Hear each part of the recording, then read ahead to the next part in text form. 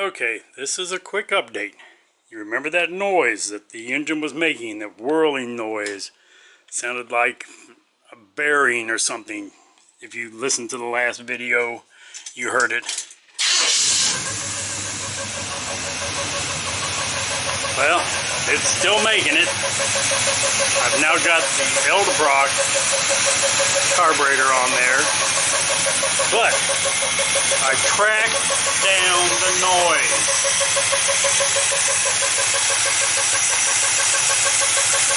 See the fuel pump down there?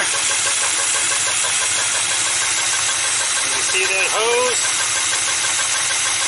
That's the inlet. Noise is gone. This engine just as quiet as she can be.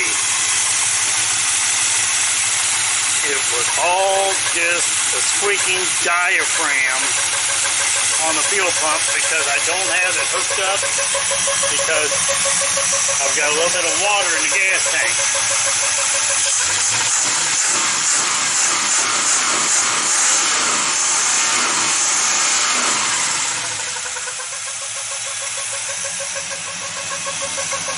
So,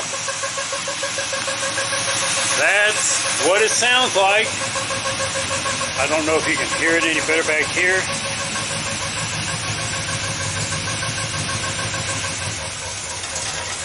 Yep, she's running out of gas.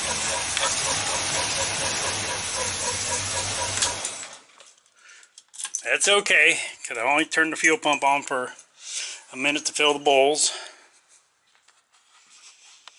But that quadrajet was just a disaster. But hey, sometimes it's not what you think. I thought I was going to be tearing into the engine, and I thought maybe the timing chain was rubbing on the front. Even though I checked it, I thought, well, maybe once it's running, things have shifted a little more. You know, nothing made sense. It wasn't until I crawled up underneath it, used a stethoscope with a hose unhooked, I was able to track the noise clear over there. Now I just got to put the belts back on it, change out that clutch fan because it's not working like it should, and put turn downs on the exhaust, which, there it is. That's it. I'm just going to put turn downs right at the axle for now. Later I'll have it run it on back and bring it out the sides here. Unfortunately, I got one higher than the other, but that's how they made the brackets, and I don't know why. And I gotta get the carpet back in it and fix that hole. Alright, that's it. That's the update. Thanks for watching.